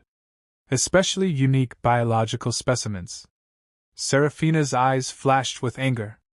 I am not a specimen, she said in a quivering voice, her luminous ridges flaring. The leader aimed his weapon at her chest. You will come with us. Resist, and your friend dies. The soldier who'd been knocked down stirred, groaning. Tension crackled in the air. Marcus clenched his jaw, glancing at Serafina. Her expression was steeled, but her eyes shone with fear. He felt something break inside him, a raw desperation. He couldn't let them take her. He'd rather die than fail her now. Summoning courage he wasn't sure he had, Marcus lunged for the nearest soldier's sidearm. His movement was reckless but fueled by a fierce protectiveness. The soldier tried to pivot, but Serafina lashed out with another energy pulse, momentarily stunning him. Marcus seized the gun, pivoting toward the leader. But the leader was faster. A crack of a rifle echoed in the cockpit, and Marcus felt a burning sensation tear across his thigh. He collapsed against the console, pain exploding through his nerves. Serafina cried out, her voice a tortured wail. She released a surge of energy so powerful that the lights flickered, and the ship's systems momentarily shut down. The soldiers convulsed, dropping to their knees as if struck by an invisible hammer. The leader managed to stay upright but staggered, his helmet sparking. With a snarl, he slammed a button on his belt, releasing a sonic pulse that reverberated through the hull. Serafina shrieked, clutching her head, the resonance inside her faltering. Marcus fought through the agony in his leg, aiming the stolen sidearm with trembling hands. He fired, the beam catching the leader in the shoulder. The man staggered, cursing, but remained on his feet, fueled by adrenaline and mechanical augments. You'll pay for that, he hissed, raising his rifle again. Suddenly, the entire ship lurched. An alarm blared, the docking clamp was disengaging. Marcus realized with a jolt that Serafina's surge of energy must have shorted out their vessel's connection. The big ship outside was drifting away. The leader cursed, trying to activate his calm. Central, we're losing the clamp. But the line was dead. Marcus mustered what strength he had left, pulling himself upright. He saw Serafina on her knees, trembling under the sonic pulse. Summoning every ounce of willpower, he managed to fire 2 more shots, the sidearm scorching across the leader's chest armor. It wasn't a lethal hit, but it was enough to send him reeling. The soldier slumped, the rifle clattering to the floor. The rest of the armed men lay stunned, unconscious or writhing from Serafina's energy blast. Marcus dragged himself toward the cockpit controls. The alarm indicated the docking clamp had fully disengaged. Their ship was free. With a shaky hand, he slammed the thrusters to maximum, hoping to put distance between them and the larger vessel before they recovered. The hull groaned, inertia throwing everyone off balance. The leader slid across the floor, trying to reach for his rifle. Marcus kicked it away, ignoring the searing pain in his leg. Stay down, he growled. Serafina crawled to the console, her eyes still filled with tears. She placed her hand on the controls, channeling a final burst of resonance. The engines flared, and the ship shot forward, yanking free of the paramilitary craft. With a deafening roar, they sped into open space. Marcus locked the airlock door behind them, trapping the intruders inside the small corridor. We have to vent them, he said grimly, motioning to the console's emergency override. Serafina flinched. That will kill them. He grimaced, sweat pouring down his face. They'll kill us if we don't. We can't let them take you. She hesitated, anguish flickering across her features. But then she saw the blood flowing from his leg. Her expression hardened. They leave us no choice. She pressed the override. A few frantic cries echoed through the calm before a rush of air signaled the decompression. Marcus stared at the floor, sickened but resolute. Sometimes, survival demanded a terrible price. The sensors showed the paramilitary ship scrambling to regain control, but with their docking clamp severed and internal systems scrambled, they weren't an immediate threat. Marcus engaged the jump drive, ignoring the red warning lights. Hold on, he warned Serafina. She braced herself, her face pale with guilt and sorrow. Space folded around them, and they lurched into hyperspace. The paramilitary vessel vanished behind them. Only then did Marcus let out a ragged breath, slumping into the pilot's chair. Blood dripped from his torn pants, staining the floor. Serafina knelt beside him, tears sliding down her cheeks as she pressed her glowing hands to his wound. I'm so sorry, she whispered. He could hardly form words. The agony was brutal, but he forced a pained smile. We made it out, he managed, voice tight. That's all that matters. She channeled her resonance again, sending warmth through his injured leg. The bleeding slowed, and the pain dulled to a throbbing ache. He hissed through clenched teeth. Thank you, he breathed. She looked into his eyes, her own swimming with anguish. We have taken lives, she said, voice trembling. Does that not trouble you? He swallowed hard, exhaustion weighing on him. It does. But they were going to take you, do God knows what. I couldn't let that happen. She reached up, brushing his cheek with trembling fingertips. I cannot lose you, she confessed. His heart hammered, a surge of vulnerability flooding him. He pulled her closer, ignoring the pain, and pressed his forehead to hers. You won't, he rasped. Not if I can help it. Despite the horror of what they'd just done, a fierce bond flared between them. They had crossed a threshold. There was no going back. Leaning in, he kissed her softly, a desperate affirmation of life in the midst of violence. She returned the kiss with equal fervor, tears mingling on their lips. When they finally broke apart, they clung to each other, breathing heavily. The ship's systems beeped warnings about the overstrained jump drive. Marcus closed his eyes, focusing on the feel of her heart, or whatever alien rhythm coursed through her chest, against his. They were both wounded souls, thrust into a universe that seemed determined to break them. Yet somehow, in that darkness, they had found each other. We'll find a safe place, he promised, voice choking with emotion. We'll hide away if we have to, until we figure out what comes next. She nodded, resting her head on his shoulder. As long as we face it together, she whispered. He held her, letting the warmth of her body anchor him in the swirling uncertainty.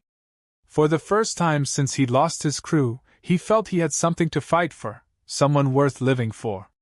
Even if the whole galaxy turned against them, they would face it side by side. The jump was rough, spitting them out in an uncharted area of space that seemed quiet enough. Marcus coaxed the battered ship to the nearest star system with a habitable planet, a little-known orb called Havara 3. The sensors indicated minimal settlements, no major corporate or government presence. It was exactly what they needed for now. A place to land, to recover, and to decide their future. They touched down on a grassy plateau overlooking rolling hills and clusters of alien trees with pale, shimmering leaves. The sun, pale yellow, bathed the landscape in a gentle glow. A cool breeze ruffled the vegetation, sending patterns of iridescent pollen swirling through the air. Serafina peered out the viewport, her eyes widening with wonder. It's beautiful, she breathed. Marcus nodded, wincing as he stood on his injured leg. Yeah. Peaceful, too. He extended the landing ramp, and they walked out onto the soft grass. Serafina bent down, running her fingers through the strange foliage. Her ridges glowed in appreciation. Even Marcus felt a twinge of awe at the planet's tranquility. After all the chaos, this moment of stillness felt surreal. They set up a small campsite near the ship, rigging a portable shelter for extra space. Marcus spent the next few hours tending to his wound more thoroughly, letting Serafina assist with her bioresonance. Her healing felt almost miraculous. Though the bullet burn still ached, he could move around without collapsing. "You should rest," she admonished gently, as he tried to lift a supply crate. He flashed a crooked smile. "I've rested enough. We need to be prepared in case anything shows up." Night fell quickly, the sky turning a deep violet. Thousands of unfamiliar stars twinkled overhead, and on the horizon, a faint aurora shimmered in pastel ribbons. Serafina gasped at the sight, her face reflecting the celestial lights. "My people had an aurora dance they would perform under such skies," she said, her voice tinged with both nostalgia and sadness. Marcus gently took her hand. "Show me," he whispered. She blinked, tears threatening. "I don't remember all the steps." He managed a small, encouraging grin. "Then make it up." Slowly, tentatively, she began to move. Her steps were graceful, the ridges on her collar glowing in time with her subtle motions. It wasn't a formal dance, more a series of fluid gestures that seemed to reach for the sky. Marcus stood by, watching her in silent awe. The moment was haunting and beautiful, a tribute to the culture she'd lost. When she stopped, tears shimmered in her eyes, but a soft smile graced her lips. "Thank you for asking," she whispered. Marcus stepped closer, pulling her into a gentle embrace. "It was amazing," he said. Her face brushed against his chest, and he felt her warm breath through his shirt. Something about the hush of the alien night, and the closeness of their bodies ignited a quiet hunger in him. He thought of how many times he'd walled himself off from intimacy, but here, under these strange stars, with this extraordinary woman, he felt a pull that transcended words. Her arms slid around his waist, and she looked up, catching the unspoken desire in his eyes. A blush warmed her cheeks, her luminous ridges fluttering with anticipation. "Marcus," she murmured, stepping onto her toes. He leaned down, their lips meeting softly at first, then with growing urgency. Her hands traced the lines of his back, and he let himself sink into the moment, tasting her gentle sighs. They retreated to the shelter, the air charged with anticipation. He lit a small lantern, casting a warm, flickering glow across their makeshift space. Serafina pulled the hooded jacket off, revealing the graceful contours of her body beneath the loose clothing. Her skin shimmered faintly in the lamplight, the ridges along her collarbones glowing with each breath. Marcus swallowed hard, desire mixing with the gentle reverence he felt for her. She placed a hand on his chest, tracing slow circles. "When we share this intimacy, it is not merely physical for my kind," she whispered. "There is a resonance, a merging of emotion and energy." His heart pounded. "I want that," he said, voice hoarse. "If you do." Her eyes shone with tears of longing and gratitude. "I do." They undressed each other with tender care, every brush of skin sending sparks through Marcus's nerves. He couldn't stop his eyes from tracing the delicate patterns that glowed just beneath her flesh, marveling at her alien beauty. Her breath hitched when he ran a callous hand down her side, and she pressed closer, their bodies aligning in a snug fit of curves and angles. When their mouths met again, it was a dance of shared warmth, all caution and fear melting away. His hands splayed against the small of her back, and she ran her fingers through his hair, coaxing him deeper into the embrace. The moment felt both fragile and inevitable, a culmination of every risk and every act of trust they had shown each other. As they lay down, she guided his hand to the ridges at her throat. A subtle hum resonated beneath his fingertips, making his skin tingle. "Touch them," she whispered, her voice trembling with vulnerability. He traced the glowing ridges, feeling a deep pulse that responded to his heartbeat. She let out a soft moan, arching into him. "Marcus." His name echoed in the air like a prayer, laced with desire and gratitude and a touch of fear. They explored each other's bodies slowly, learning every curve, every responsive sigh.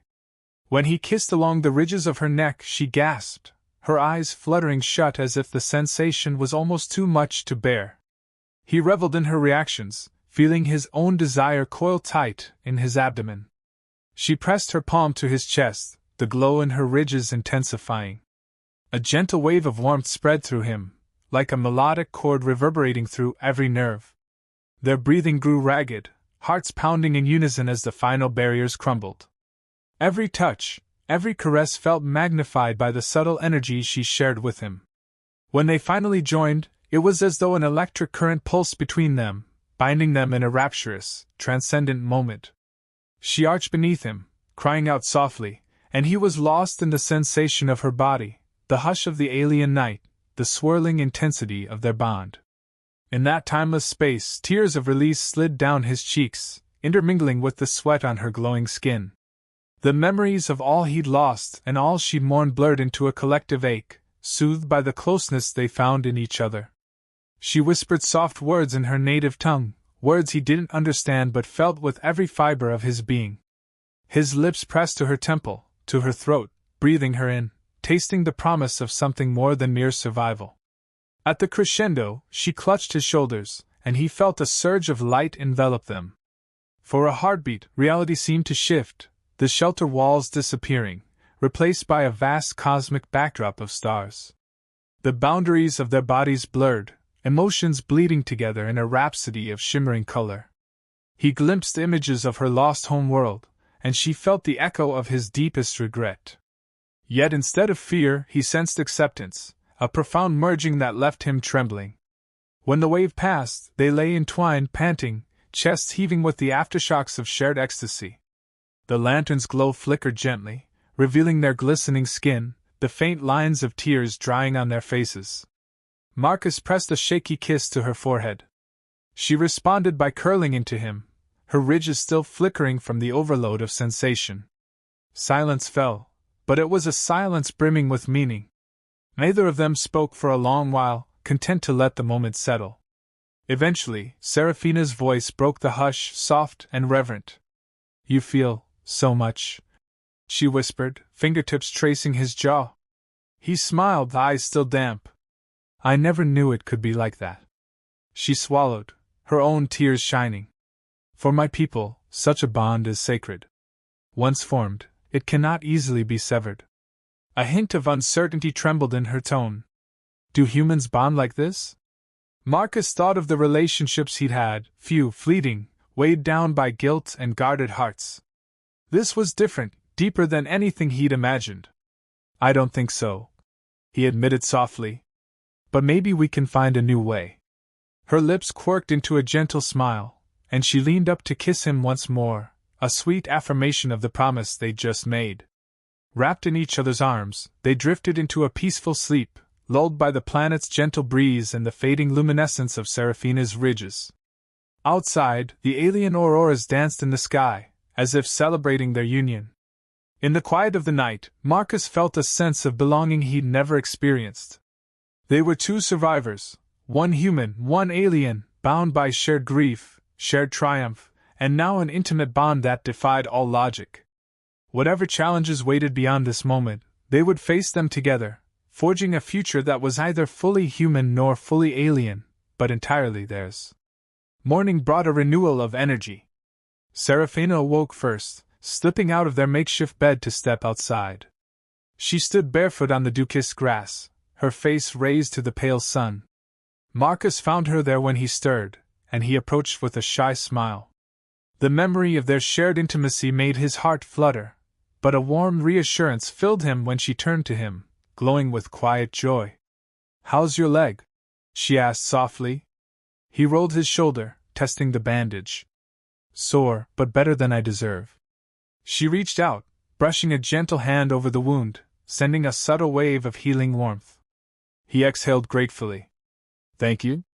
She smiled, tangling her fingers with his. "Always."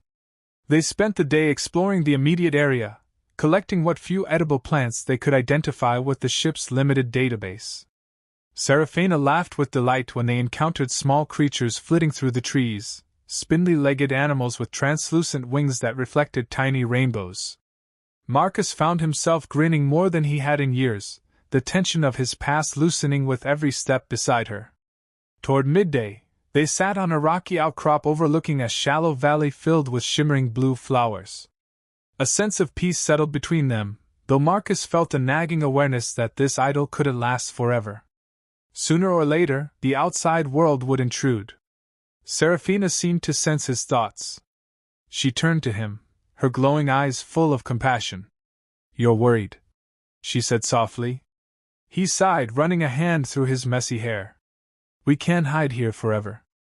Those guys who attacked us might track us, or maybe Rourke will sell more info. We'll always be running." Serafina touched his cheek, her thumb brushing across the faint stubble. "What do you want, Marcus?" He looked away, uncertainty knotting in his stomach. "Part of me wants to stay here with you and pretend the rest of the galaxy doesn't exist. But that's not real, is it?" She regarded him with a mixture of sadness and resolve. "We carry the knowledge of my people, the last remnants. Hiding forever won't honor their memory or yours. But maybe we can choose how to share it." He nodded, a spark of determination flickering. "We could find a way to release it on our terms. Maybe share bits of it anonymously with scholars who can protect it. Not corporations or paramilitaries." She squeezed his hand. "That is a path worth considering." Marcus felt a wave of relief. "I just don't want to lose you to some lab, or see you locked away. We need a strategy." She gave him a soft, understanding smile. "We will plan. We will be careful." Then she leaned in, pressing a tender kiss to his lips. "But we will not stop living." They spent another day in that valley, gathering strength and forging their bond more deeply through quiet conversation and shared chores. Each evening, they returned to the ship, exchanging gentle touches that reminded them both of their fragile yet powerful connection. Marcus's leg improved quickly under Serafina's healing resonance, and soon he was able to walk without limping. On the third day, they decided it was time to move on. As much as they loved Helvara III, they needed to prepare for whatever came next. Packing up their shelter, they loaded the ship and ran a final systems check. The engines still showed stress from the last abrupt jump, but Serafina's subtle harmonizing had eased some of the damage. Once strapped into the cockpit seats, they shared a lingering glance. Marcus reached for her hand. "Ready?" She nodded, her eyes shining with confidence. "Let's see what's out there." He smiled, activating the thrusters. The ship lifted off the plateau, sending dust and pollen swirling in a golden cloud beneath them. They soared into Helvara III's pale sky, the horizon curving away. Braking Amo was smooth, and soon the planet dwindled behind them. Marcus keyed in a set of coordinates, aiming for an out-of-the-way station known for discreet refueling. From there, they tried to contact a few trustworthy acquaintances. The data drives containing Serafina's heritage remained locked away in a secure compartment, a precious legacy they intended to guard. As the stars came into view, Marcus felt Serafina's hand tighten around his. He turned to see tears in her eyes, though she was smiling. "What is it?" he asked softly. She exhaled shakily. "I feel them, my people, like echoes. But it doesn't hurt as much anymore. Because I'm not alone." He squeezed her hand in return, a lump forming in his throat. "No, you're not." They engaged the hyperdrive, and space distorted. In that moment, Marcus felt a wave of unspoken emotion welling up. He'd spent so long grieving, running from guilt and pain. Now he had someone to fight for, someone who loved him, flaws and all. The blackness of space enveloped them, but he was no longer afraid of the dark. Not with her light at his side. Serafina angled her head toward him, her voice barely above a whisper. "Marcus, we are bound now. Whatever the galaxy sends our way, we will face it together." He nodded, eyes misty. "Together," he echoed, and the hyperdrive's hum carried them forward, into an uncertain but hopeful future.